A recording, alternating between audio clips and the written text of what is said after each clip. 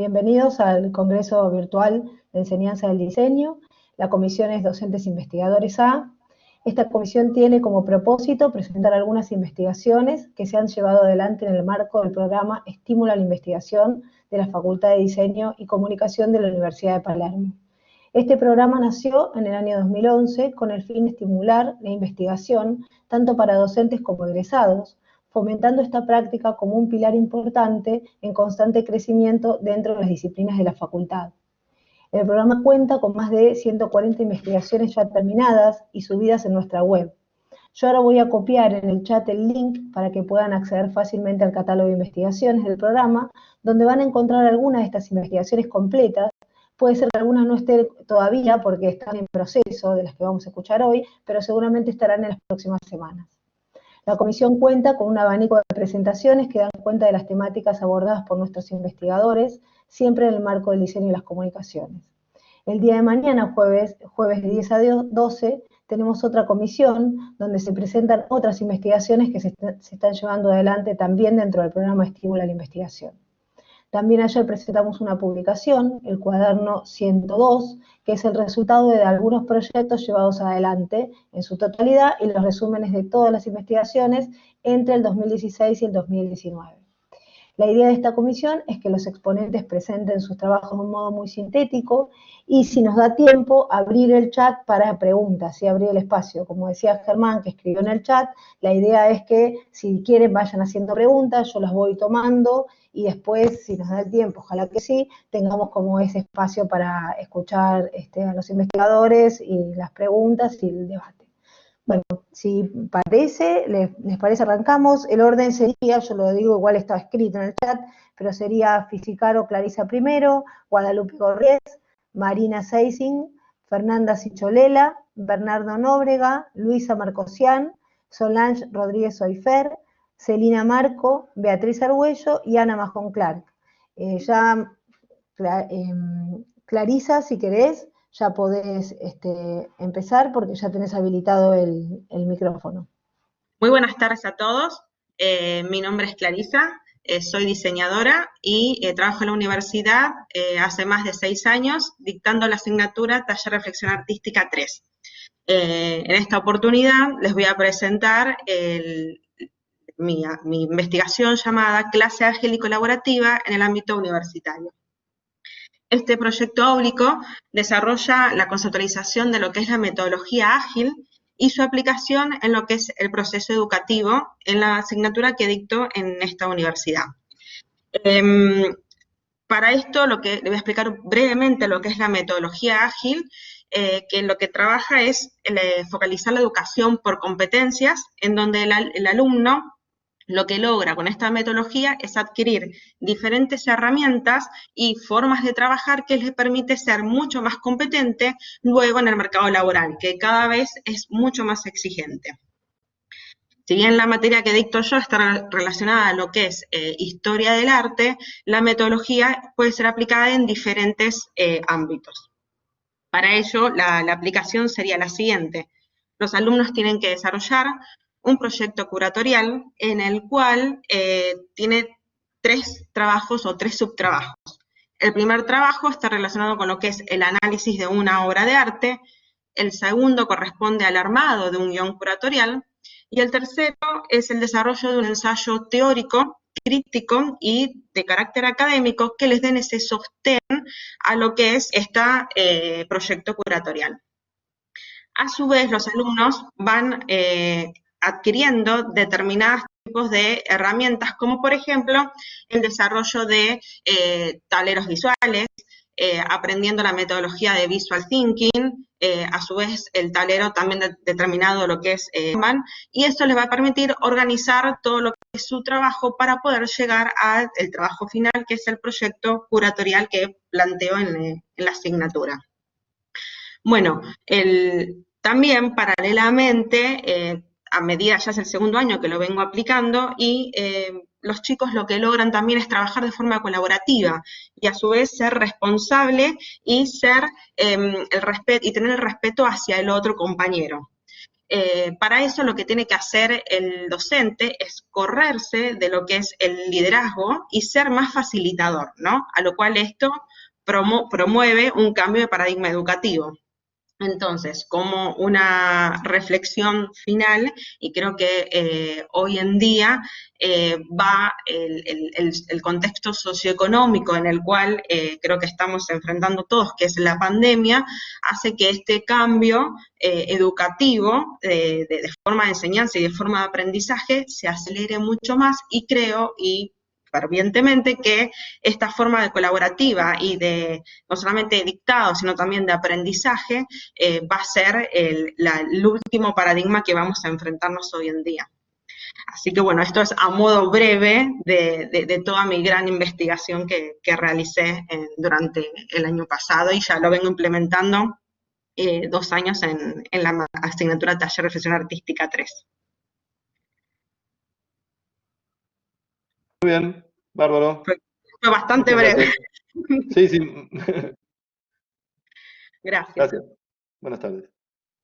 Gracias. Seguimos con Guadalupe Gorries. Hola, Sí. Guadalupe, buenas tardes. Hola, aquí estoy. Hola, ¿qué tal? Bueno, bien, muy bien, gracias. Bueno, buenas tardes a todos. Mi nombre es Guadalupe Gorries, soy docente de la facultad hace 15 años.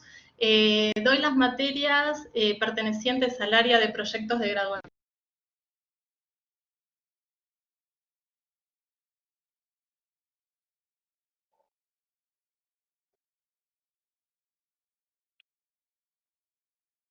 Guadalupe, te perdimos. Se desconectó.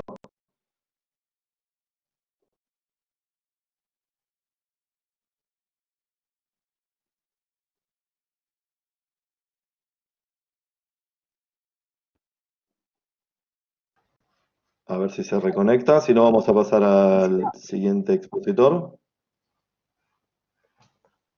Marina Seising. ¿Está en la sala? Sí. Seguimos con vos, Marina. ¿Estás ahí?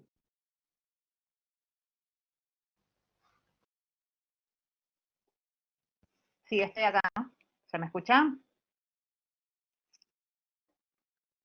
Sí, te escuchamos. Bueno, bien. Ahí voy a compartir el video. Bien. ¿Se me ve ahora? Sí, te vemos. Bien, perfecto. Bueno, les cuento, yo soy Marina Seising, soy cineasta, documentalista y docente de la Universidad de Palermo, y dicto diferentes materias de acuerdo al cuatrimestre, pero mi investigación tiene que ver más con mi oficio de documentalista. Bueno, mi investigación se llama La realización integral de documentales argentinos, un poco motivada por una vía particularmente de fomento del Instituto de Cine que se llama Vía Digital Documental, y que lo que surge en el 2006-2007, que un grupo grande de documentalistas se acerca al Instituto de Cine a proponer una vía de fomento al documental que no se sentía absorbida por otras vías de fomento, ¿no? Porque tenía una razón de ser. Tenía que ver con una generación en la cual yo me siento identificada, que tenemos otra forma de trabajar diferente a cómo se venía produciendo y hasta entonces, ¿no? Y yo marco un hito en mi hipótesis, es que el 2001 nos marcó a todos los que éramos como muy jóvenes en ese momento, y no, tal vez no tanto, pero éramos jóvenes en general, el 2001 como una condensación de una explosión social que hubo en Argentina, y por otro lado un desarrollo tecnológico que facilitaba la realización de documentales. No es casual que la mayor parte de las películas que se producen en Argentina son documentales, y esto mismo pasa en el mundo, ¿no? Antes era impensado que un festival como Venecia premiara hace unos años a un documental como mejor película, ¿no? Y varios festivales de clase A. Entonces, esto es un movimiento internacional y nacional también, que acá se expresó de esta manera, ¿no? Con un grupo de colegas se acercaron y promovieron este esta vía digital que la tomó en ese momento esa gestión y realizó esta resolución que fue cambiando de nombre, de números y demás, pero que sigue estando porque, bueno, ya se creó como todo un movimiento de documentalistas en las cuales yo me siento parte, que realizamos documentales que de otra manera, ¿no? Que tiene que ver la figura integral, lo que no está tan segmentado la figura guionista, director, productor, ¿no? No está, sino que en general englobamos esos tres roles, que en ficción está a veces mucho más segmentado. Y en digamos, es como que al nosotros facilitar tener una computadora, una cámara, que hoy con un capital básico uno puede acceder, por supuesto hay que tener ciertos privilegios para poder acceder a eso, ¿no? Pero, digamos, antes era impensado porque las datas de fílmicos solo filmaban realmente grupos de leads, o sea, y ahora hasta con un celular podemos hacer una película.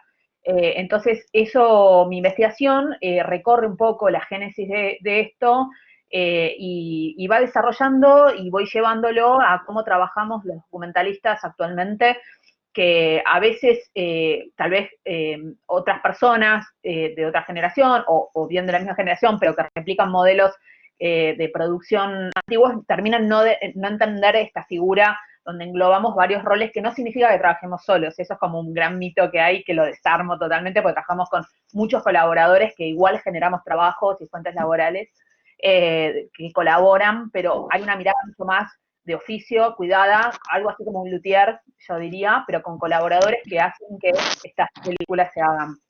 Y entonces mi investigación parte de eso, ¿no? De la génesis hasta cómo trabajamos, la historia un poco de cómo surge esto y cómo trabajamos actualmente muchos documentalistas con este modo.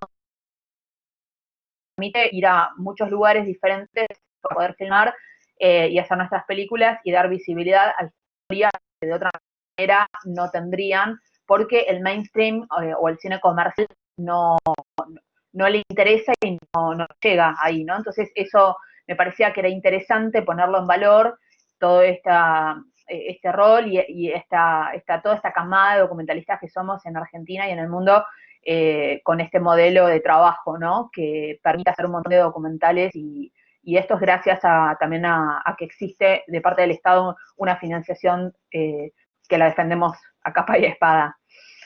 No sé si estoy bien con el tiempo o no.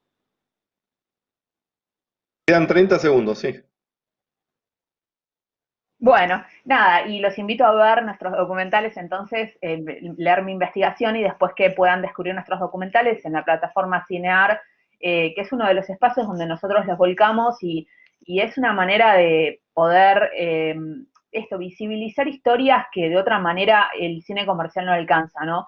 Obviamente que el documentalista es un poco, promueve un poco la polémica en el buen sentido, moviendo un poco la alfombra para hablar de temas que de otra manera pasan de largo en la cotidianidad, ¿no? Y no es lo mismo el documental que hacemos de cine con los documentales que uno cree de televisión, más de tipo informativo, ¿no? Es otra cosa, nosotros aplicamos una mirada autoral y ese es el diferencial.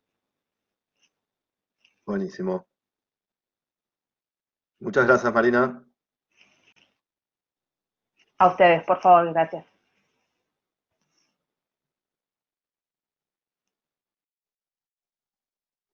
Seguimos con Fernanda Cicolela.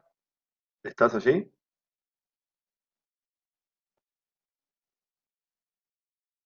Cuando quieras.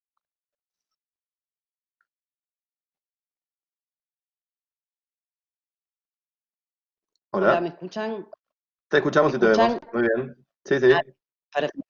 Perfecto. ¿Qué tal? Buenas tardes. ¿Qué tal? Buenas tardes.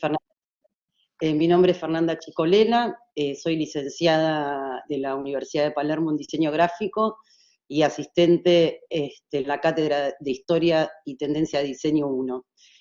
Mi investigación empezó el año pasado a través de un libro que es del Museo Nacional de Reina Sofía, y disparó toda una investigación de mujeres, del constructivismo y de la Bauhaus. El objetivo principal de este trabajo es analizar, ya lo analizamos, ¿no? Ya lo entregamos, y comparar el impacto que produjo la dimensión del diseño en el quiebre de la tradición artística cuando empezó digamos, el comienzo del debate de la vanguardia en principio del siglo XX.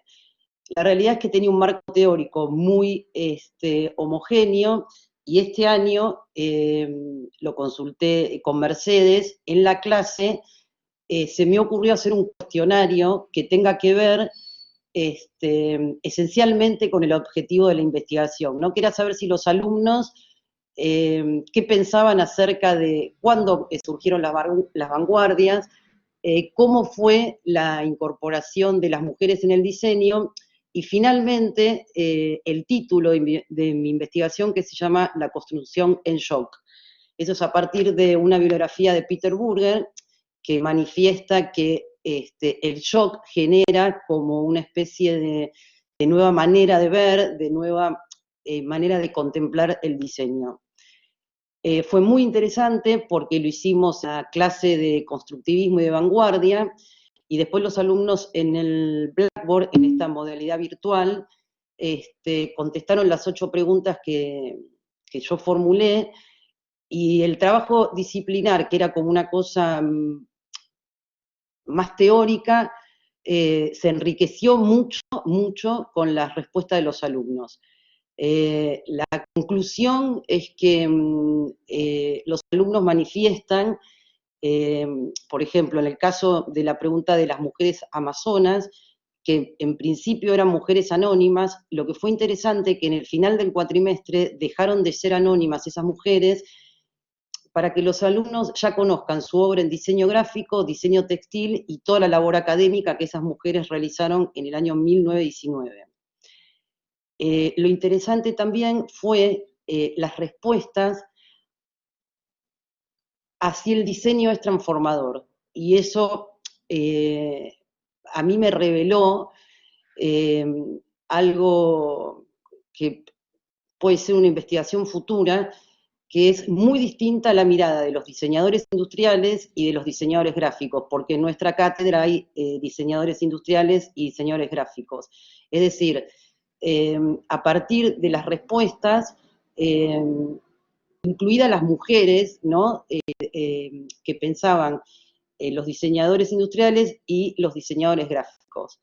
Fue una experiencia nueva, como para todos los que estamos en esta modalidad virtual este cuatrimestre, pero fue muy interesante el aporte de los alumnos, ¿no? Porque en este shock, en esta cuestión de provocación, que es una invitación para la transformación,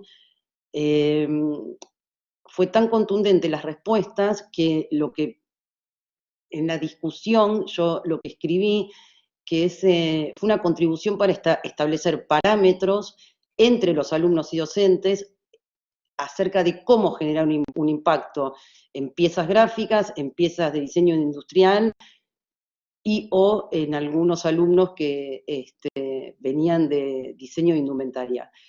Fue una experiencia muy enriquecedora. Los alumnos conocieron un marco teórico que no conocían, y lo interesante es pensar el diseño como transformador, que me parece que fue el aporte más sustancial para este cuatrimestre y en esta modalidad, ¿no? Que los alumnos incorporaron conceptos, y que el final, que fue bastante emocionante, que fue un collage con todas las vanguardias, muchos de los alumnos pusieron como protagonista en ese collage las mujeres constructivistas, con lo cual eso fue es emocionante en algún punto, pero digamos, la hipótesis del trabajo y el objetivo considero que fue logrado más de lo esperado, ¿no?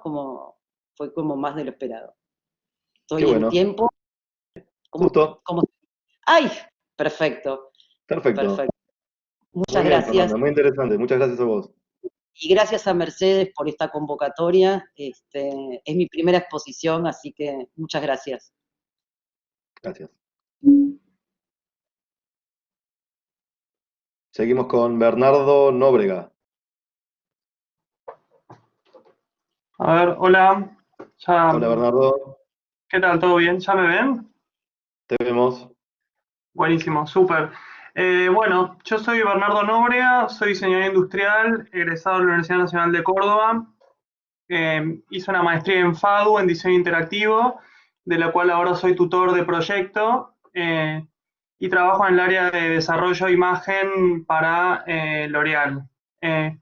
Un poco el proyecto de investigación que les quería comentar un poco ahora es un poco cruzado con toda mi tesis de investigaciones anteriores y con mis experiencias laborales en el desarrollo de los objetos, es un poco entender por qué la morfología es importante a la hora del desarrollo de productos y por qué es fundamental a la hora del desarrollo de objetos interactivos. Yo me especialicé en la interacción y particularmente en el cruce con el biodiseño y la interacción de los objetos, el desarrollo de objetos interactivos desde un punto de vista no solo digital. Hoy en día se entiende, muchas veces se tiene en cuenta solo la parte digital como algo interactivo, y yo me enfoqué mucho en lo que es el desarrollo de biomateriales. Acá tengo algunos como son pequeños aglomerados y materiales, aglomerados fúngicos que son a base de hongos, y en mi proyecto de investigación los usé como referentes, como los patrones de la naturaleza fueron tomados para el desarrollo de objetos y cómo esos objetos fueron evolucionando a través de las construcciones sociales, y cómo esa construcción social va construyendo a la morfología. La morfología puede ser tomada también como un relato, y en mi investigación hablo un poco de eso, sobre cómo los objetos y la morfología del objeto nos trae cierta historia, nos puede decir el contexto en el que estuvo inmerso, o cómo fue necesaria esa mutación o esa evolución, y un poco reflexionar de esta interacción entre la biología, como hoy en día puede ser tomada como un gran aliado a la hora de desarrollar productos, y en el proceso de investigación usé, lo voy a hacer un poco la cámara acá, como pequeños moldes para probar la composición de los materiales. Lo que tiene este proyecto que hizo de interesante es que la morfología se puede replicar de la naturaleza y aplicarla a procesos productivos, y tiene un campo de uso enorme, desde la acústica, la arquitectura, el diseño textil, la mecatrónica. La verdad que es un proyecto muy interesante, si bien esta es una pequeña porción, y lo que me gustaría destacar de esta presentación particular es que la morfología es fundamental a la hora de proponer objetos, para garantizar una buena interacción entre el usuario, el sujeto, el entorno, el objeto, y me parece que es una buena época para retomar y agarrarnos de la mano con la naturaleza, de que nos dio durante toda la historia muchísimas cosas, y a veces la tenemos un poco relegada y no se la respeta tanto, y me parece que como diseñadores tenemos una inmensa responsabilidad de representar esa evolución de los objetos y empezar a tomar conciencia de qué materiales usamos, cómo se usan, cómo realmente afecta el ciclo de vida, y me parece que un poco el aportar parámetros y criterios para la nueva era de diseño que ya está sucediendo y que sería muy buena que se empiece a trasladar a diferentes ámbitos productivos. Yo, al trabajar en una empresa de consumo masivo, pertenezco a un grupo dentro de eso que trabajamos con eso, mejorar los packagings, mejorar el producto en sí, el contenido, y me parece que todo eso es parte de una interacción que es importante tenerla en cuenta. No sé cómo vengo de tiempo, me perdí un toque ahí. Bien, yo te aviso, te quedan 40 segundos. Ok. Y me parece que lo rico de este proyecto, y gracias a Mercedes también, es que existió la capacidad de cruzarlo con objetos reales, con objetos industriales ya producidos, y también ver los beneficios que nos traería tener en cuenta la morfología de objetos que no se tuvo en cuenta a la hora de desarrollarlos, y desde la responsabilidad que tenemos nosotros los diseñadores, hablo de diseñadores en general, me parece que todo tipo de diseñador debería asumir esto de pensar el por qué y el para qué y el cuestionarse en momento a momento, y por eso acá la morfología es importante que también sirva como un relato de cuestionamiento. Bueno, este objeto físico, digital, lo que sea, ahora tenía esta forma, a través de esta relación, de este contexto, decidió mutar, como hacen los hongos, particularmente eso lo uso como referencia en mi texto. Me parece que es un gran camino el que podemos optar ahora y empezar a abrir nuevos parámetros y nuevos caminos que los habíamos abandonado un toque con la revolución del plástico. Así que, bueno, Muy eso. bien. Muchísimas gracias. Buenísimo. Gracias, Bernardo. Buenas tardes.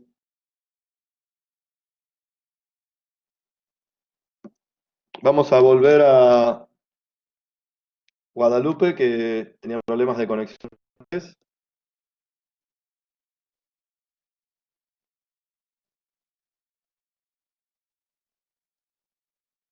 Hola, Guadalupe.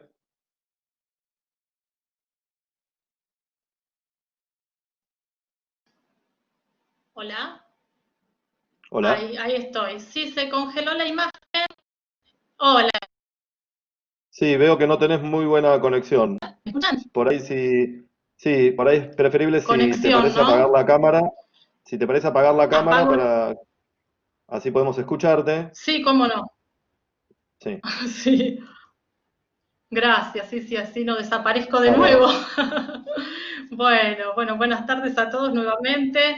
Yo trabajo en la facultad hace ya muchos años, doy las materias del proyecto de graduación, doy investigación y desarrollo 1 y también investigación y desarrollo 2, que son las materias en las cuales los estudiantes arman sus proyectos de graduación.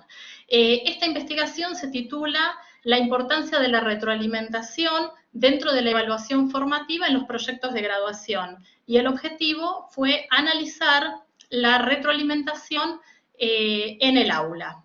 En realidad esta es, digamos, lo que quise hacer es formalizar una práctica que, bueno, desarrollo hace ya muchos años y esta es la materia ideal para hacerlo, ya que, bueno, dentro de las características de la evaluación formativa, dentro de sus objetivos es, por un lado, bueno, por supuesto, hacer foco en los procesos de aprendizaje y, por otro lado, en promover e intentar que los estudiantes sean autónomos. Es una materia, formalmente sería la última materia de las carreras, y muchos de los estudiantes ya se encuentran trabajando y sin lugar a dudas, desde la facultad poder intentar que sean autónomos es sumamente necesario. Por otro lado, la estructura que eligió la universidad para los proyectos de graduación, la facultad para los proyectos de graduación, desde mi punto de vista es fantástica porque los profesores los acompañamos a los estudiantes en lo que son los procesos, en lo que es lo formal y en la metodología.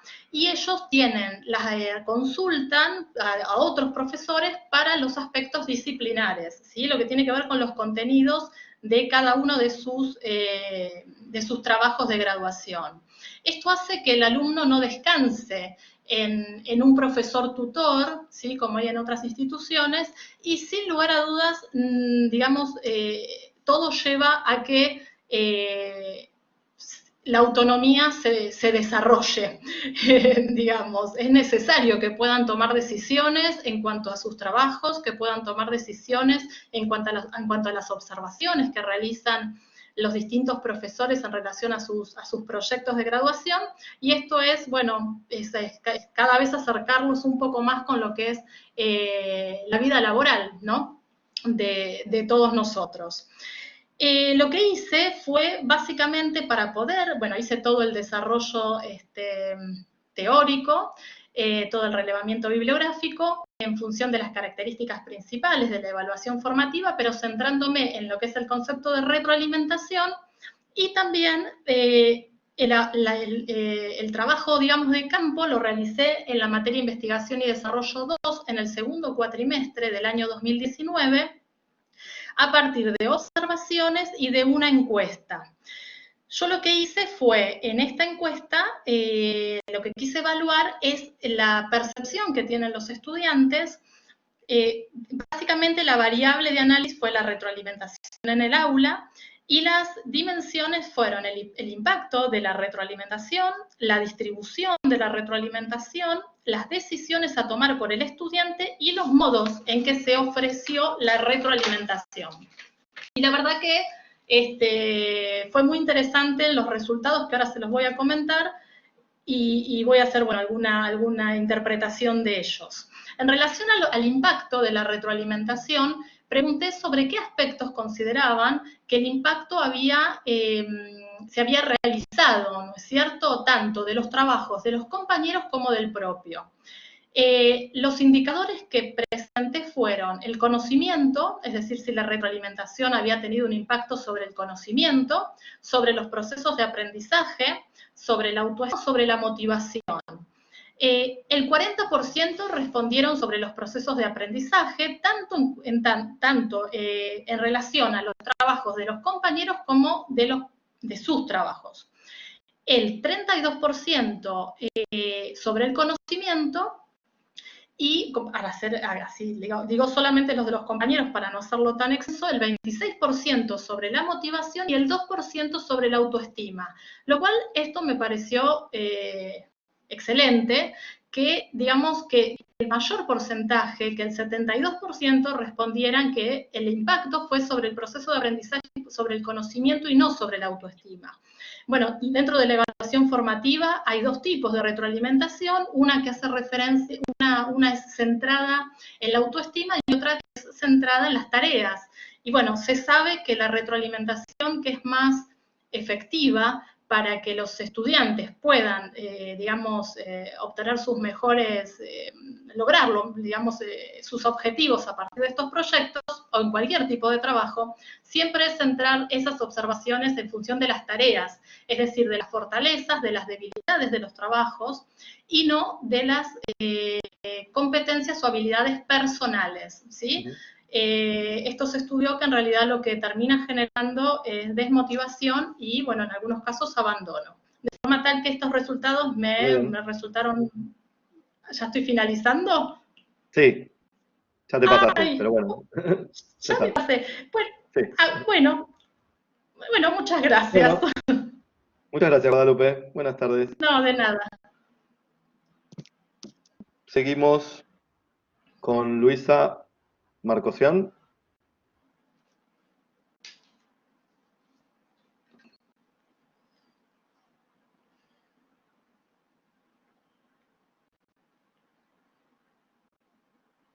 Luisa, ¿estás ahí? Te veo conectada.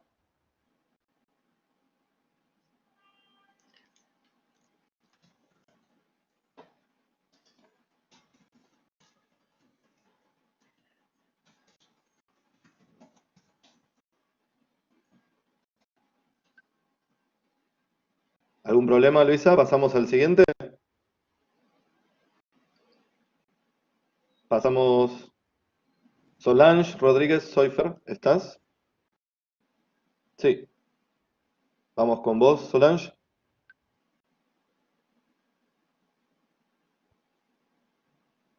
¿Ahí me escuchan? Te escuchamos. Ahí va, a ver si... ¿Quieres compartir tu cámara? a ver, ¿ya me están viendo? Te vemos. Ah, bueno, perfecto. Bueno, arranco entonces. Dale. Bueno, ante todo, buenas tardes a todos. Mi nombre es Solange Rodríguez Soifer, yo soy docente de comercialización y emprendedurismo en la Facultad de Ciencias Económicas de la UBA. Y en esta oportunidad lo que quería compartirles era mi investigación que busca analizar el impacto de los GIF como herramienta de engagement en YouTube, específicamente para el segmento infantil. Entonces, como a modo de resumen, los GIF obviamente son una respuesta a este contexto digital y su uso, al igual que todo emergente tecnológico, como indica Escolari, es socialmente negociado.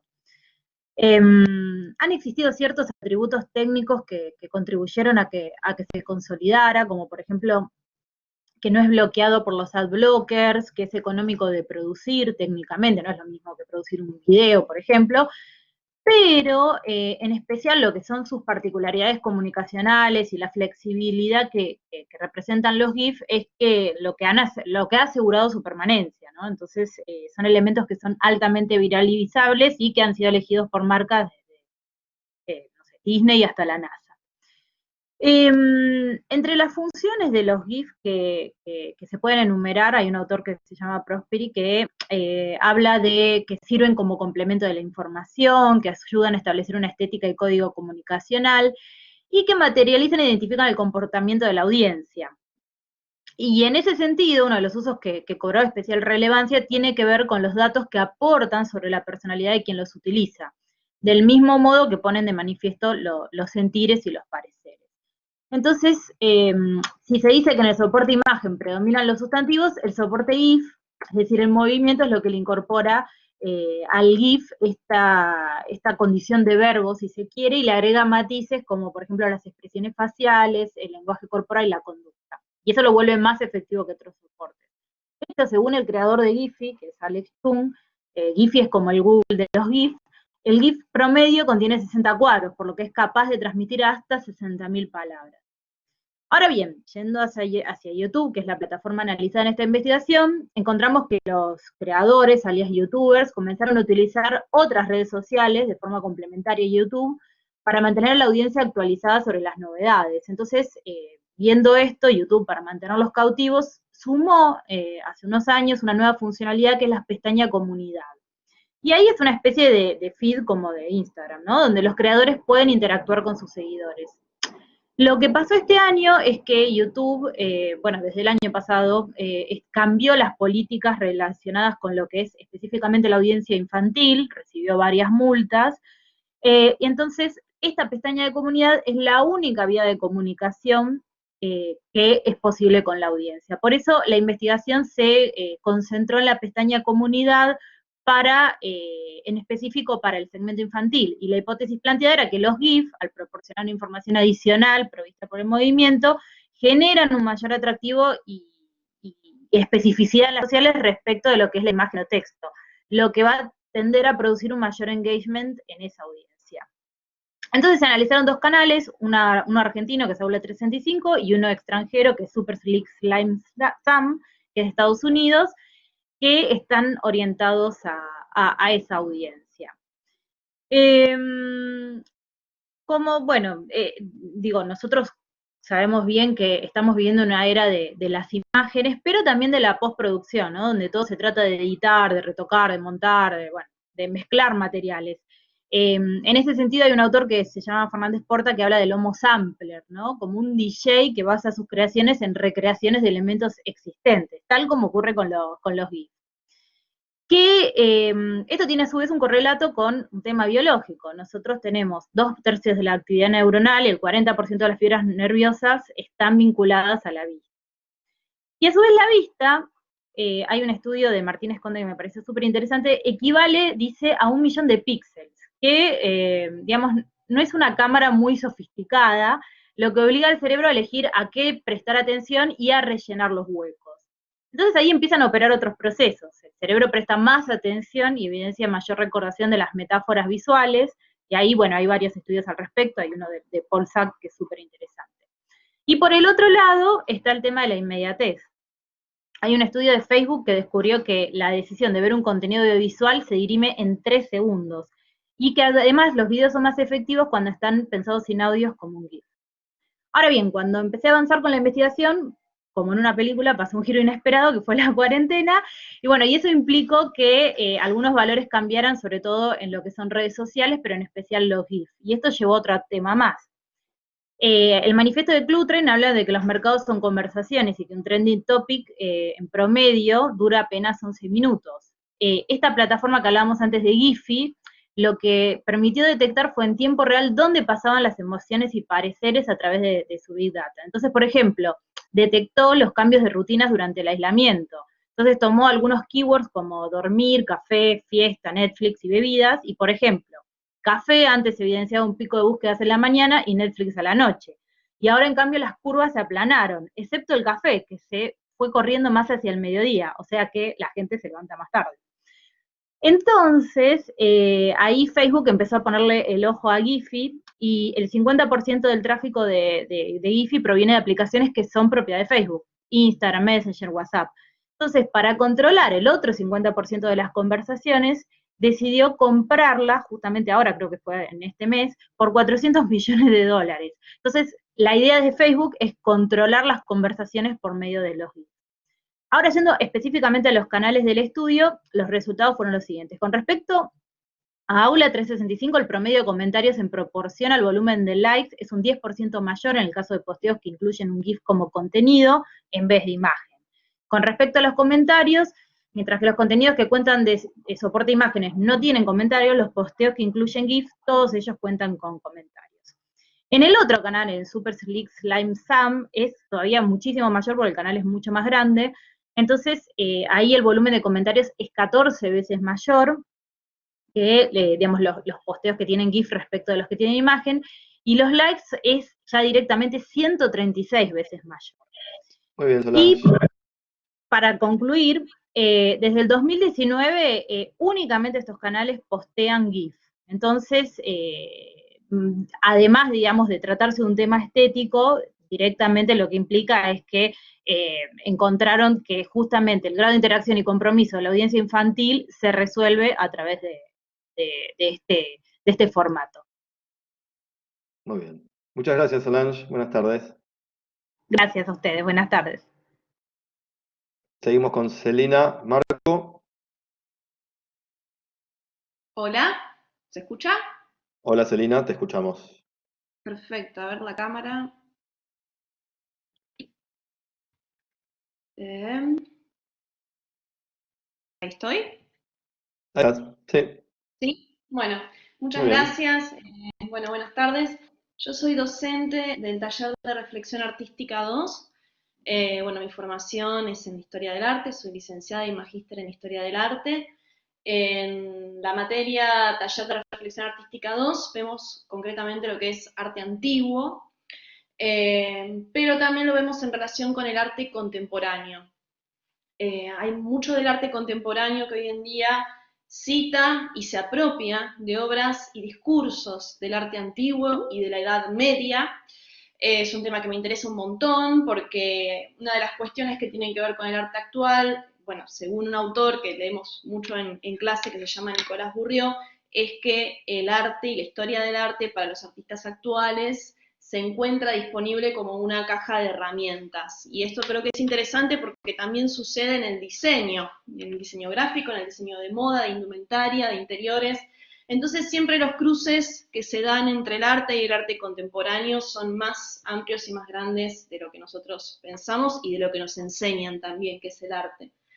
Desde ese lugar me parece como sumamente importante poder transmitir esto a los alumnos. Y un poco el objetivo de esta investigación fue tomar una obra del artista argentino Jorge Macchi, que es sumamente compleja de explicar sin un apoyo visual, por lo tanto voy a tratar de dar más contexto que otra cosa. En la investigación estimo que estará el link de acceso a la obra, que consiste en una performance que el artista realizó en un antiguo oratorio de la ciudad de Venecia para el envío argentino número 51, de la Bienal de Venecia en el año 2005.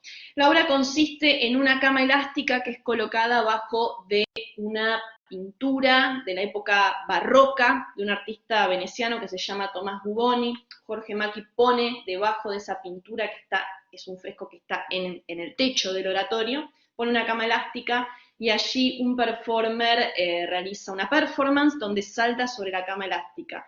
El resultado de ese sonido es parte de una composición que un compositor y músico, Edgardo Rudzinski, que es un argentino que vive en Berlín, realizó y dejó grabada para luego, bueno, ser escuchada. Es parte de una composición de música contemporánea.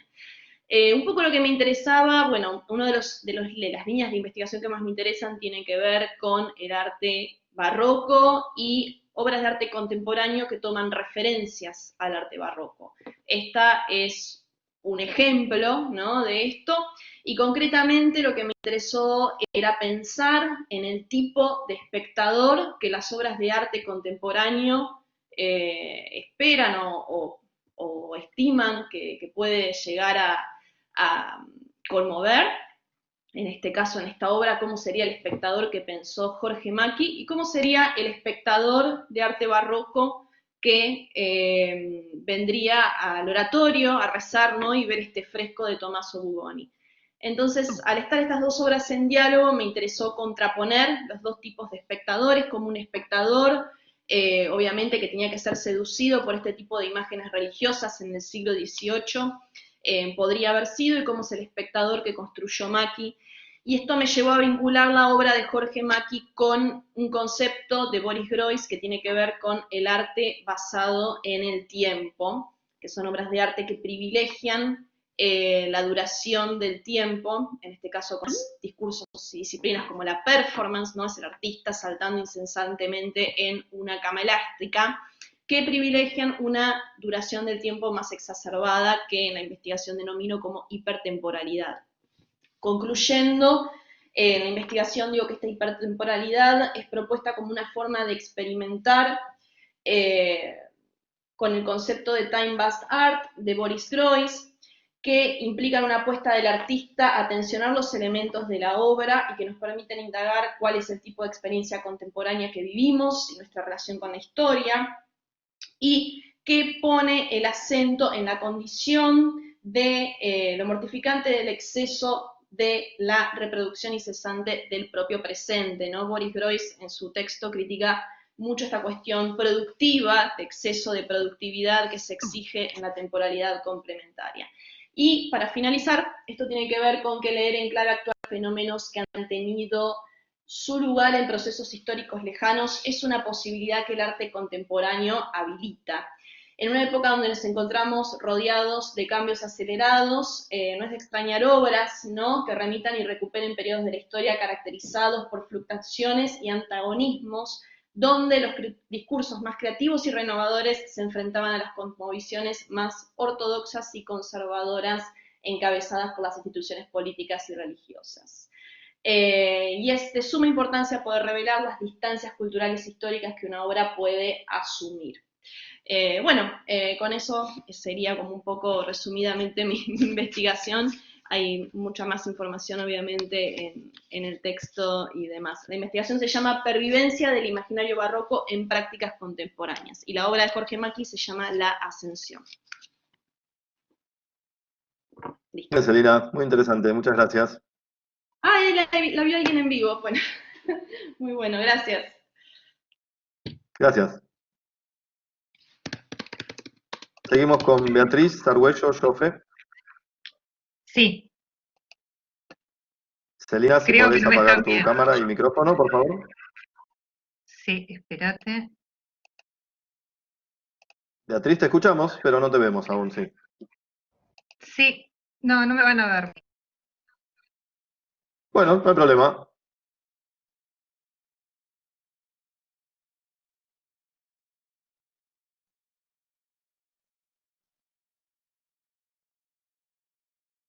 ¿Te escuchamos, Beatriz? ¿Estás? ¿Hola? ¿Me oís? Hola, Beatriz. Muy bien. Sí. Bueno. No, lo Bueno. que te decía es que, bueno, hagamos como si fuera un programa de radio. Ya pongo los 5 minutos en el cronómetro. Perfecto. Yo soy egresada de licenciatura en Relaciones Públicas en la Universidad de Palermo e hice una diplomatura en mediación comunitaria. El trabajo de investigación que hice se llama La comunicación interna para públicos distintos a nivel generacional en una organización que se denomina consorcio. Calculo que es muy probable que ustedes puedan llegar a vivir en un departamento, conozcan lo que es un departamento. Lo que tratamos de hacer con esta investigación es, siendo relacionista pública y trabajando para una administración de consorcios, es tratar de cambiar un poco el paradigma de cómo funcionan los consorcios, que es como una estructura muy anquilosada, muy cerrada, muy repetitiva, con una cultura comunicacional muy ortodoxa. Lo que se buscó a través de la investigación en base a la práctica, cuando terminé la carrera me di cuenta de que era necesario saber en qué se podía trabajar, y esto me pareció una muy buena alternativa, es ver los consorcios con todas las herramientas que se tiene a través de relaciones públicas, que son innumerables, porque la comunicación afecta a cada una de las partes y cada una de las relaciones entre la gente, porque imagínense ustedes que tiene un ruido en mitad de la noche y no sabe si levantarse, si decirle, no sabe quién es, cuando está en el ascensor no sabe si es su vecina, no se saludan, y todo se va solucionando un poco con la comunicación. Entonces, para poder hacer esta investigación, utilicé distintas técnicas que son las fuentes de primera mano, es decir, todo lo que yo sé, hablo, me informo, me comunico y aprendo, y las de campo. Y también una observación participante en lo que eran las asambleas de consorcio, con las charlas entre la gente, y las continuas interacciones, tratando de modificar todo esto de acuerdo a las distintas edades, porque ustedes saben que en un edificio tenés gente de 20 años del interior, que se acaba de mudar, que estudia en la universidad y tiene distintos horarios, y un señor que tiene 4 perros, vive solo y no saluda a nadie cuando sale a hacer las compras. Entonces, poder vincular eso con una cultura propia del consorcio, que cada uno es totalmente distinto porque es un ser vivo, es como decía recién el compañero con respecto a los hongos, y es cierto, cada edificio tiene su propia estructura, su propia morfología, y es interesante poder ir despacito, viendo cómo es, para no alterarla, pero ir buscando la forma de modificarla para mejor. En eso la comunicación es genial, porque, por ejemplo, a la gente que es mayor y que no entiende las expensas, vos le haces la tipografía un poquito más grande, y eso le beneficia, pero de una forma terrible. Las 3 hipótesis con las cuales se hizo el trabajo en 4 edificios de Capital Federal en la zona de Barrio Norte y de Palermo fueron, las 3 hipótesis, vuelvo al tema, cómo se llevaba la gente entre sí, las relaciones, los conflictos. Segunda hipótesis, cómo era el tema con los distintos arreglos y reparaciones que había que hacer. Y la tercera, y fundamental en este tiempo, el cobro de expensas. ¿Qué se descubrió?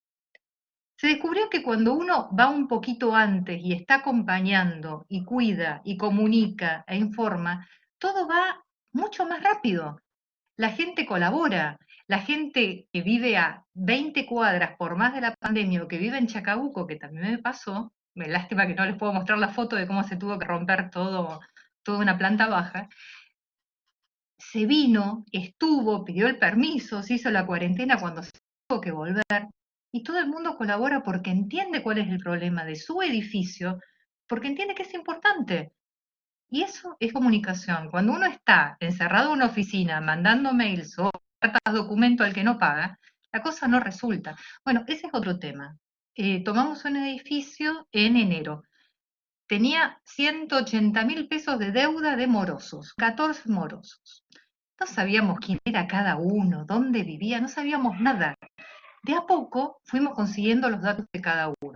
El inquilino nos pasó el propietario, fuimos hablando, arreglando, y ahora que estoy cerrando las expensas de este mes, tengo solamente 2 deudores crónicos, que es porque no pueden pagar, pero están pagando lo que tienen que pagar cada mes. Es decir, no conseguí todavía en ese edificio que estuvieran todos al día, pero vamos mejorando, se han dado cuenta de que el edificio es de todo y que tienen que estar a la par con los demás. Y está bueno. Bueno, eso también a nivel gráfico.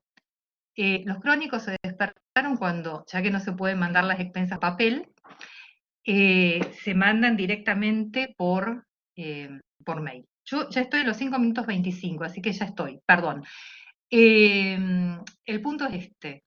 Se pusieron en rojo y no saben cómo resultó de que quisieran empezar a pagar y cómo se empiezan a comunicar por WhatsApp y por todos los medios.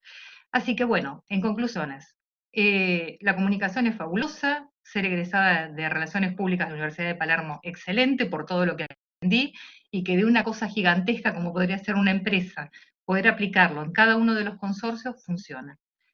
Así que si hay algún relacionista público que esté interesada, con todo gusto que se comunique, porque hay muchos consejos para poder compartir, y muchísimas gracias por la oportunidad de poder hablar con todos ustedes, y lo del GIF que recién hablaba la otra licenciada me encantó, así que me voy a poner a investigar apenas se pueda. Muchas gracias, buenas tardes. Gracias, Beatriz. Buenas tardes. Vamos a seguir con Ana Inés Mahón Clark, y después, ahora está ya Luisa, que pudo conectarse. Vamos a ella después. ¿Correcto?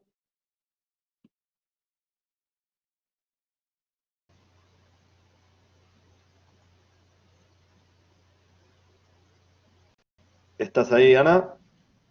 Estoy intentando compartir imagen. Acá está, a ver si me ven. Me parece que no. ¿Se me ve? Sí, ahí te vemos, te escuchamos. Muy bien. ¿Cómo están? Buenas tardes. Buenas tardes. Yo soy Ana Mahón, soy publicista, analista del discurso y docente del área de investigación y expresión de la Universidad de Palermo. El título de mi proyecto de investigación es La retórica visual y la representación de las pasiones en la ilustración de los clásicos de la literatura infantil. Voy a sacar la imagen porque creo que se me va a escuchar mejor. Saco la imagen, cualquier cosa. Bien. El objetivo principal de la investigación fue analizar la función argumentativa de la retórica visual en la ilustración de etapas de cuentos clásicos de la literatura infantil. Se partió de la hipótesis según la cual la retórica visual cumple con una función argumentativa en la ilustración de clásicos de la literatura infantil. En la construcción de una perspectiva particular se evidencia la interpretación que cada ilustrador realiza de un relato. Las técnicas de investigación que se utilizaron fueron en base a un corpus formado por integrar las ilustraciones de tapas de cuentos clásicos de la literatura infantil. Yo trabajé con La Bella Durmiente, Blancanieves y Caperucita Roja. Y se analizaron de cada uno de los cuentos 2 tapas, a partir de la metodología cualitativa del análisis del discurso y la técnica de análisis de textos en un sentido semiótico, ¿no? Entre los ejes temáticos en donde apoyé teóricamente la investigación, tomé la argumentación en la retórica visual, donde básicamente se considera desde el enfoque de la pragma dialéctica que una imagen puede funcionar como un argumento en cuanto evidencia o transmite el punto de vista de su enunciador. Una perspectiva que busca persuadir, que busca convencer. El otro eje temático fue la ilustración como lenguaje argumentativo, es decir, la ilustración literaria, en donde se parte de considerar que en cada ilustración su autor, su enunciador, realiza una interpretación particular sobre un texto, realiza una lectura particular sobre una historia, resignificándola. El otro eje temático fue el lenguaje de las pasiones en los clásicos de la literatura infantil. Tomé el concepto del lenguaje de las pasiones desde un enfoque semiótico de Greimas, Fontanil. Básicamente se trabajó la noción de la oposición semántica que se encuentra en los clásicos infantiles entre el amor-odio, la maldad, bondad, malicia, inocencia, orgullo, humildad, vida, muerte. Para cada uno de los cuentos y de las tapas que yo seleccioné, básicamente me enfoqué dentro de lo que es el marco del análisis del discurso, me enfoqué en la retórica visual, en lo que tiene que ver con todo lo que es la función topológica, el análisis de analogías, de comparaciones, de construcciones metafóricas, metonímicas, y el uso de las emociones desde un punto de vista argumentativo. Voy a ir directamente a las conclusiones porque no puedo compartir las imágenes, les voy a leer las reflexiones finales. En el planteo inicial de esta propuesta de trabajo partía de la hipótesis de que la retórica visual cumple con una función argumentativa en la ilustración de clásicos de la literatura infantil. En la construcción de una perspectiva particular se evidencia la interpretación que cada ilustrador realiza de un texto.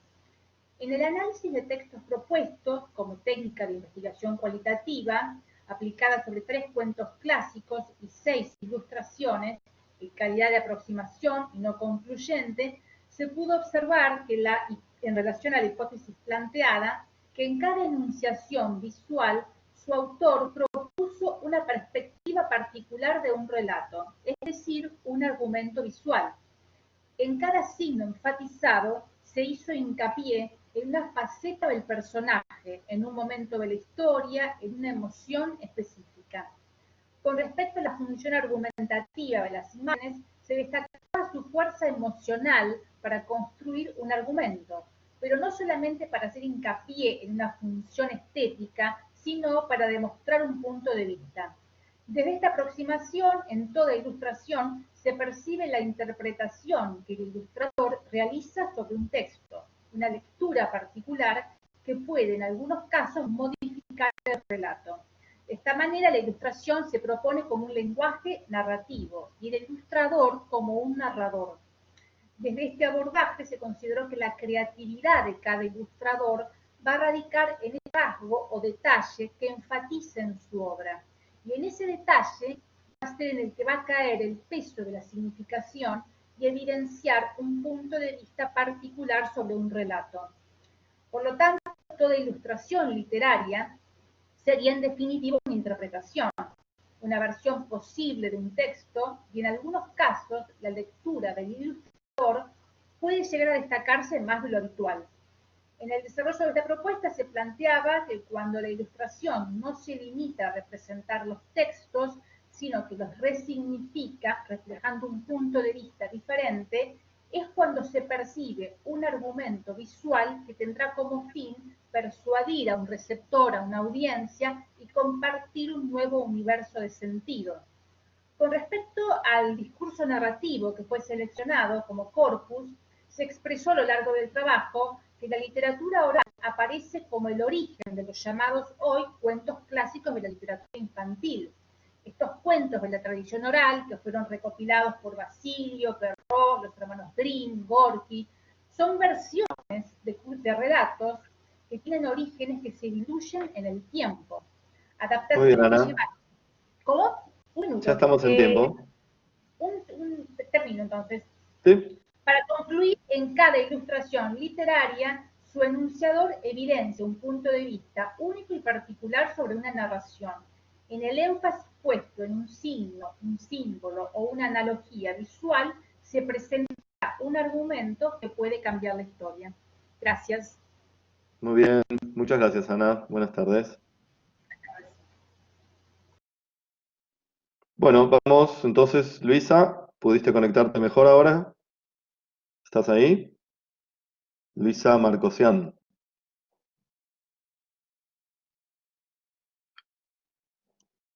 Te veo en línea, pero no te escuchamos, Luisa. Si puedes habilitar tu micrófono.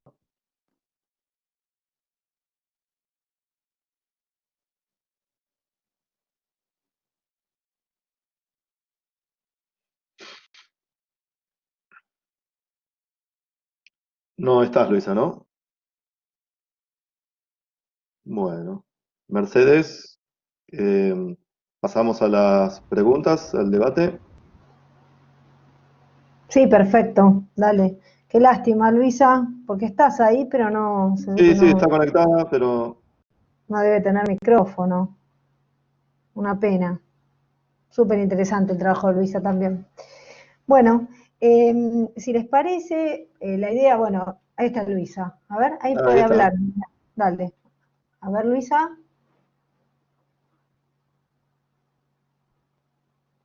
¿Querés escribir en el chat, Luisa?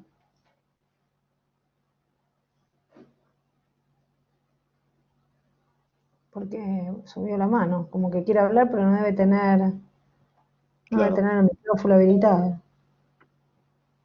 Ahí te estamos habilitando, ahí, ¿no podés hablar?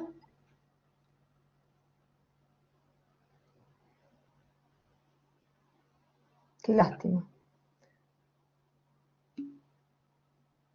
No, bueno, evidentemente Bueno, no tiene buena conexión o alguna falla en el claro. dispositivo. Bueno, la idea, supongo que al escuchar todas las investigaciones se vio que es un montón de temas diversos, todos que tienen que ver con el diseño y el arte de las comunicaciones, pero temáticas muy diversas. Una pregunta que apareció una sola pregunta en el chat, que es de Miguel, que le pregunta a Fernanda. Fernanda, no sé si viste la pregunta, yo la vuelvo a repetir y ahora te doy el pase para que puedas contestarla. ¿Cuáles son las diferentes propuestas en tu estudio sobre la tendencia del diseño desde los dos puntos de vista, diseño industrial y diseño gráfico? Fernanda. Sí, ¿me escuchan? Sí, ¿Me perfecto. escuchan? Ah, perfecto. Miguel, te cuento, esto surgió en la encuesta, y por eso lo hablé con Mercedes en su momento, porque cuando terminé de hacer el proceso de todas las respuestas de los alumnos, la fui separando, eran 8 preguntas, y ahí me di cuenta que eran distintas, tenían una mirada completamente distinta a la disciplina del diseño gráfico y del diseño industrial. Es decir, por eso yo lo planteé como, ¿cómo te puedo decir? Como un hallazgo, si querés ponerle ese nombre, para una investigación futura, porque no es que en la cátedra se planteó hablar de la historia del diseño desde el diseño industrial y desde el diseño gráfico. Hay un programa establecido que habla de la historia del arte y del diseño, pero no desde las diferentes disciplinas. Es decir, quizá que en el futuro puede ser una posible investigación y, ¿por qué no, un planteo académico?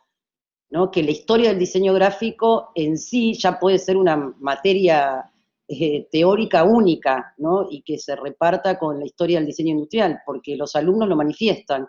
No es una conclusión mía, es la conclusión de las respuestas de los alumnos de este cuatrimestre. No sé si te contesta, Miguel, tu planteo.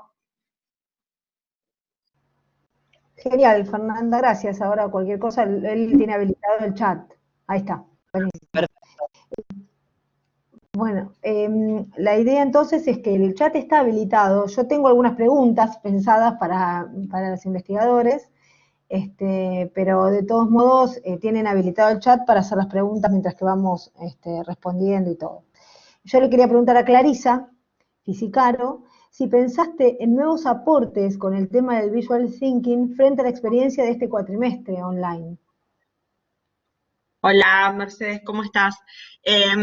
Bueno, eso es lo que estoy trabajando, justo estamos trabajando con las asistentes para poder trabajar nuevos, no solamente en Visual Thinking, sino también con tableros digitales, en lo que es los tableros Kanban, que hay ya aplicaciones que son gratuitas y que los alumnos también los pueden trabajar, que les va a ir permitiendo organizar más la metodología de trabajo.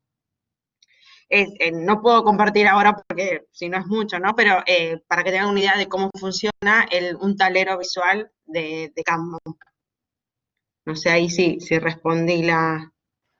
Sí, perfecto. Y lo otro que te quería preguntar, porque estamos con esto, porque viste que salió el tema de la solidaridad, el tema de la colaboración entre los estudiantes. Justo yo tuve en uno de los foros de tendencias y también salió ese tema. Entonces yo lo pensaba, cuando estabas dando vos tu exposición, pensaba si eso sumó también, o sea, este tipo de proyecto, como lo abordás vos, si suma también. Bueno, con los chicos en el cuatrimestre, el que pasó, trabajamos con plataformas como Mural, ¿no? Que es gratuito, o Paddle, que lo que hacían ellos era, yo les daba una consigna y ellos subían un tema a través como si fuera un post-it con un aporte, un agregado de valor. Esa fue la forma que yo resolví de cómo trabajar colaborativamente como una solución a esto de estar de forma aislada y de forma digital, ¿no? Porque en clase es mucho más fácil, ¿no? De forma presencial. Pero bueno, yo lo que quería agregar que quizás por una cuestión de respetar el tiempo de los 5 minutos, no quería extenderme tanto y darle el privilegio también a mis compañeros, que yo trabajo en una empresa de telecomunicaciones en donde nosotros el año pasado ya implementamos esto y aprovechando el know-how, ¿no?, de toda esa experiencia de haberlo tenido en implementación, como por ejemplo en Movistar o Telefónica, lo trasladé a lo que es el ámbito educativo. Y por otros compañeros que también me relaciono, también lo están implementando en empresas como Banco Francés, Santander, etcétera, ¿no? Todo esto de trabajar colaborativamente, ¿no? Creo que es eliminar también un poco el tema de los liderazgos, ¿no? Y que entre todos podemos formar algo mucho más interesante que esto de tanto individualismo, ¿no? Y creo que hacia ahí es donde va el paradigma educacional. Sí, sí, tal cual. Sí, buenísimo. Bueno, muchas gracias. Acá No, Beatriz pregunta para Solange Rodríguez Oifer si los GIFs sirven para motivar la comunicación en todas las generaciones o hay limitantes. No, en realidad es intergeneracional. De hecho, por ejemplo, en esta investigación, en este estudio que hizo GIFI ahora durante la cuarentena, justamente abarca todas las generaciones. Entonces, se pudo determinar comportamientos de, no sé, por ejemplo, al inicio de la cuarentena, por supuesto, todas las búsquedas tenían que ver con la cuarentena y eso declinó a medida que otras búsquedas tenían que ver más con, por ejemplo, decoración, con hobbies que de alguna manera pasado, si se quiere, la etapa de pánico, empezaron a desarrollar otro tipo de inquietudes. Entonces, yo cuando inicié, me parece interesante la pregunta de Beatriz, porque cuando inicié la investigación, sobre todo porque me había enfocado en la audiencia infantil, tenía quizás el preconcepto de que era más infanto-juvenil, quizás el uso, pero no, es algo que sucede intergeneracional. No sé si responde la pregunta, pero así fue. Genial. Y una cosa que yo pensé también con respecto a tu investigación, que me parecía, nada, como justo lo nombraste vos, si tuvieras que continuar una investigación, si es posible pensar en nuevos GIF con todo el tema este de la cuarentena y de todas las cuestiones así online que se fueron viviendo en estos meses, un poco porque vos dijiste, ¿no?, que se empezaron a utilizar en distintos momentos los GIFs, como el tema del café, y apareció algo novedoso o por ahí para pensarlo. Sí, bueno, ahora, por ejemplo, lo que está pasando es que hay una, no sé si se ubican los stickers de WhatsApp, ahora está la tendencia que van a ir hacia la animación, o sea que eventualmente también los stickers se van a transformar en GIF.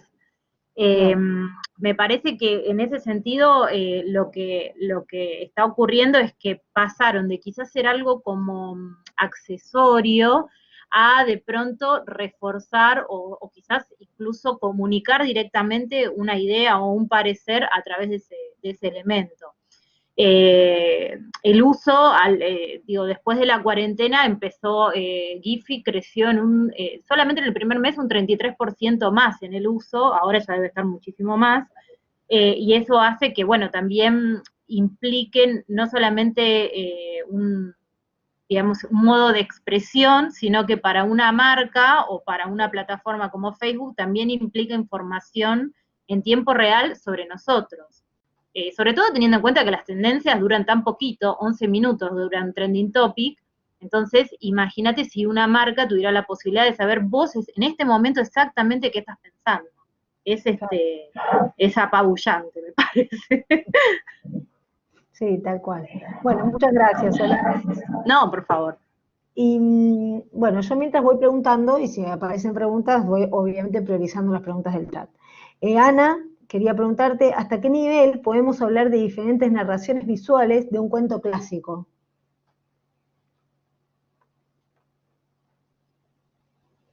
¿Estás ahí, Ana? Hola, ¿me escuchás? Sí, perfecto. Mira, en el análisis que yo realicé, que tiene un predominio, un enfoque semiótico, yo hago un análisis a un nivel iconológico de las imágenes, en donde analizo, en primer lugar, que puede llegar a ser más descriptivo, lo que la imagen denota, ¿no?, lo literal, para pasar luego a un nivel iconográfico.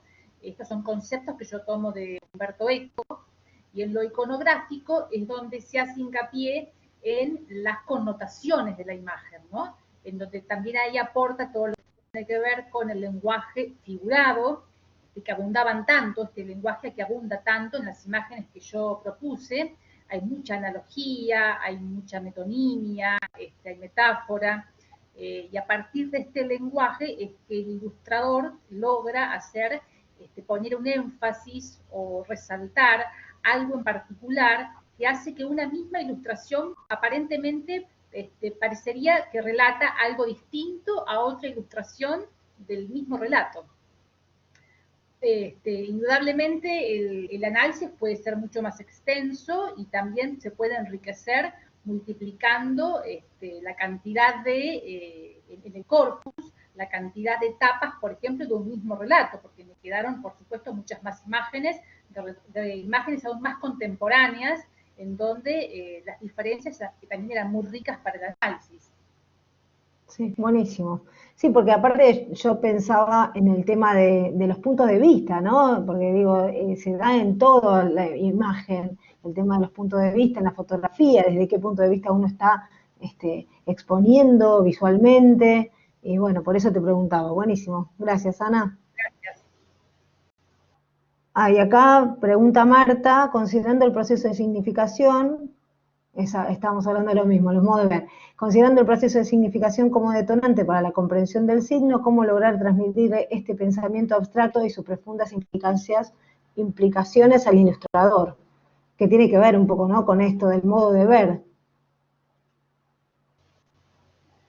Entre los especialistas de ilustración y de narración, de la ilustración literaria, se hace hincapié en esto, ¿no?, en que cada ilustrador hace su propia interpretación de un relato y que se lo aborda entonces desde la concepción de la ilustración literaria, en que el ilustrador se convierte a su vez en un narrador, porque al resignificar en una imagen el relato, lo que está haciendo es, en esta expresión de su propio punto de vista, es esta misma la noción de argumento visual. O sea, porque el argumento es visual, porque a través de una imagen, donde no hay registro verbal, el enunciador, el autor, lo que hace es expresar su punto de vista.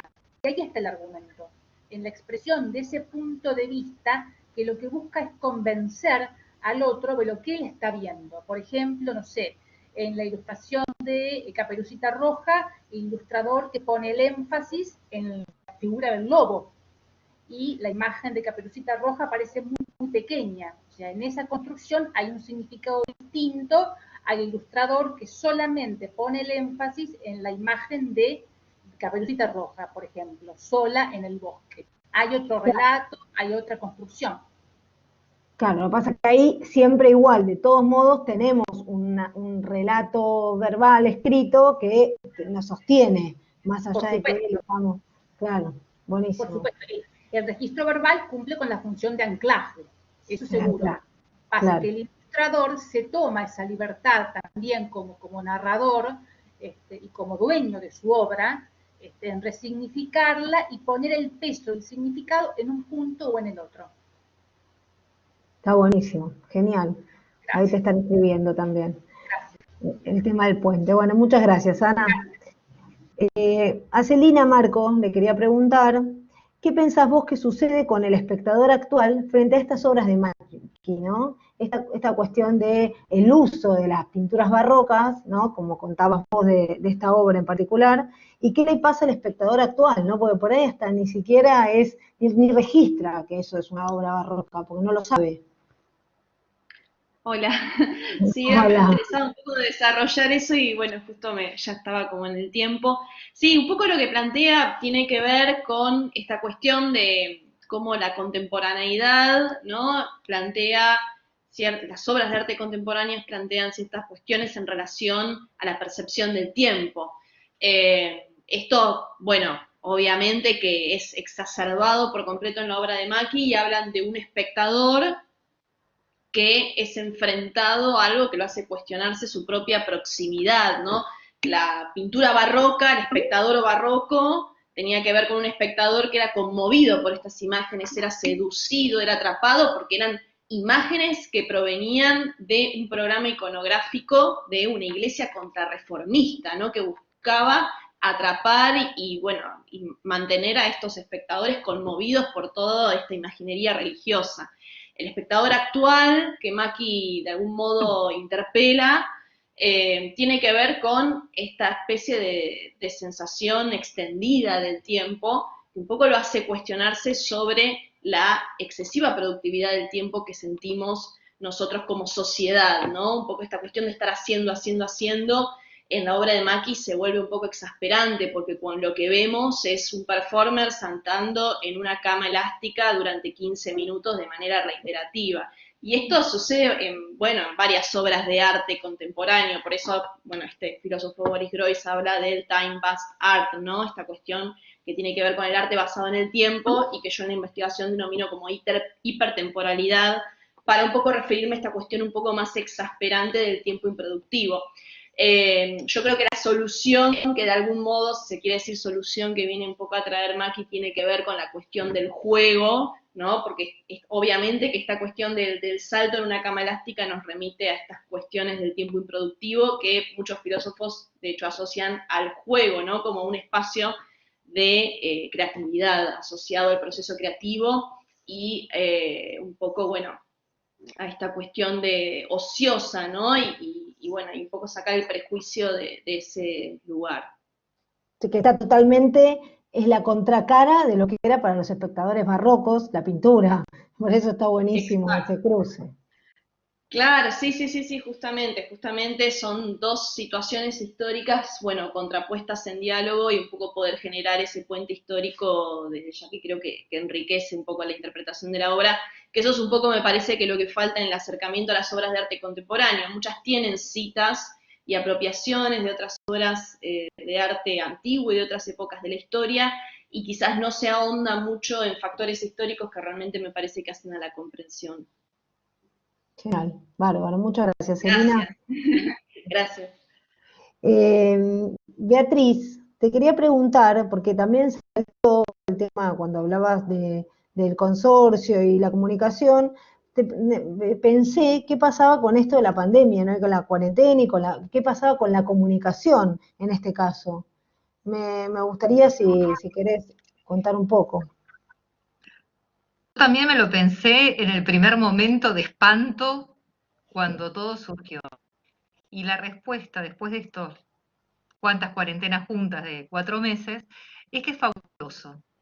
La gente empezó a comunicarse más, a preguntar más, a interesarse más, a ayudar más, a buscar más presupuestos, a moverse. Cuando hay un problema con otra persona, permite el acceso. Entiende cuando no puede venir alguien por el tema de los permisos. Realmente ha sido como un crecimiento, por lo menos en los pequeños mundos, en las pequeñas ciudades que uno maneja, que conoce, excelente el resultado de la gente y muy buena calidad de personas. Muchos decían, yo ahora salgo, que alguien necesita algo, y todos contestando, o sea, armándose grupos, lo que me olvidé de comentar antes, nosotros tenemos grupos de WhatsApp en determinados edificios que conocemos cómo es la calidad de la gente. Y la colaboración, el compañerismo, la gana de salir adelante, de comprender que hay un problema, pero que estamos juntos, fue increíble. Igual en otros edificios que la gente es más complicada y que quería poner la parrilla en planta baja y no le importaba el humo de todos los demás, los otros a quien sí le importaban se unieron como para decirles, ¿sabes qué? No estaría correcto. Y definitivamente se puso el reglamento de copropiedad explicándole, mira, esto es así, así y así. Sos la que hace 30 años que está en el edificio, pero las leyes están así que vos y tus vecinos también tienen que ser respetados. Y entendieron. Es como que fue como una forma de acomodarse en una nueva etapa y lo manejaron muy bien en por lo menos los grupos que yo conozco y con los que me manejo. Así que muy buena la experiencia con cada uno. Qué bueno, mirá, una mirada optimista a la cuarentena. Gracias, por favor. Beatriz. Bueno, me gustaría darles el pase a algunos si les quedó algo por decir o por contar, sobre todo a las personas que no le pregunté, como a Guadalupe, a Marina, ¿qué más me quedó? Bueno, Luisa no la pudimos tener, pero no sé si quieren hacer algún comentario. Dale, Guadalupe. Bueno, sí, a mí me gustaría agregar que en la encuesta que realicé, uno de los conceptos que había preguntado tenía que ver con la cantidad de observaciones realizadas sobre los trabajos de los compañeros y sobre el trabajo de cada uno de ellos. Y bueno, me sorprendieron las respuestas porque cuando ellos observaban sobre los trabajos de los compañeros, consideraron que fueron suficientes el 82%, muchas el 11% y pocas el 7%. Ahora bien, cuando las observaciones que yo realicé eran sobre cada uno de sus trabajos, dijeron que eran suficientes el 56%, muchas el 16% y pocas el 28%. Lo cual me da que pensar un prejuicio que quizás tenemos los docentes, porque, bueno, en esta materia, de alguna manera, lo que se hace es rever lo que armaron en Seminario de Integración 1 o bien en Investigación y Desarrollo 1, y se hacen modificaciones, ¿no? Y uno quizás tiene la idea que los estudiantes no quieran recibir cambios, quieren mantenerse con sus trabajos de esa manera y seguir de esa forma, y esto no es así, porque a través de este resultado lo que puedo interpretar es que necesitan más sugerencias, más correcciones, más observaciones. Y esto me pareció realmente fabuloso, porque a veces uno como docente siente que está interviniendo mucho en el trabajo de ellos y quizás sugiriendo bastantes cambios, y ellos no lo perciben de esa forma. Ellos percibieron que en un 28% que podrían haber sido aún más las observaciones. Y bueno, esto me parece muy interesante, ¿no? Como a veces nosotros quizás podemos considerar que van a tomar ciertas sugerencias de una manera y la realidad no es esa, es diferente. Gracias, Guas. Yo lo que pienso respecto a esto que decís vos es que también tiene que ver con el cómo uno lo dice, ¿no? No es solamente plantearles un cambio, una colaboración, sino también la manera. Creo que eso también es un tema central. Sí, Buenísimo. Tal cual. Gracias, Guada. Bueno, Bernardo, que no te nombré, pero sí, te escuchamos. Hola, muchas gracias, Guadalupe, me encantó lo que dijiste y me parece muy interesante ese tema de proponer cambios, porque en la docencia, por lo general, suele haber mucha resistencia a los cambios y a la hora de proponer cambios, también es nuestra responsabilidad tener una permeabilidad extra que capaz que el cambio que nosotros estamos proponiendo también tiene que mutar durante el proceso. A veces nosotros proponemos algún proyecto o algún trabajo o alguna instancia evaluativa en el que ya viene preconfigurada con nuestra idea como muy rígida. Ejemplo, yo voy a evaluar este aprendizaje de esta forma determinada.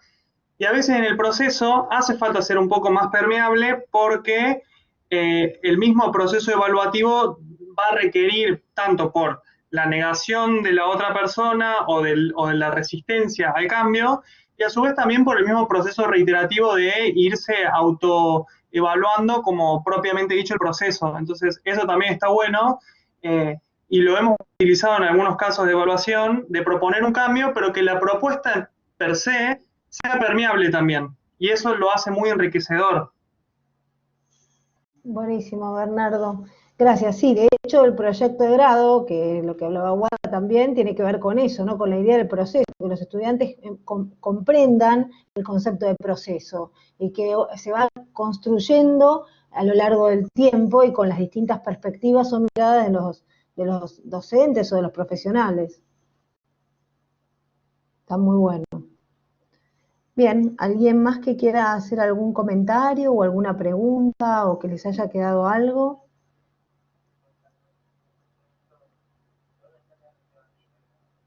Bueno, sí, el tema de la modalidad online está como muy presente ahora y está revisando muchos paradigmas o incluso cuestiones que nos daban un poco de reticencia de la modalidad online contra lo presencial, está como cambiando, ¿no?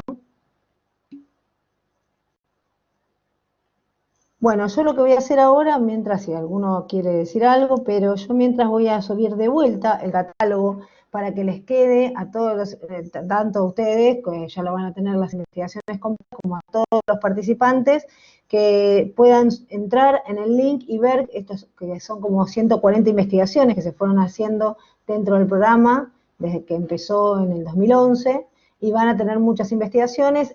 Justo estas que estamos escuchando hoy todavía están, algunas todavía están en la etapa final de la evaluación, pero en las próximas semanas van a estar todas subidas. Así que bueno, no sé si alguien tiene algo más para comentar. Los aplaudo a todos, felicitaciones, estuvieron muy bien.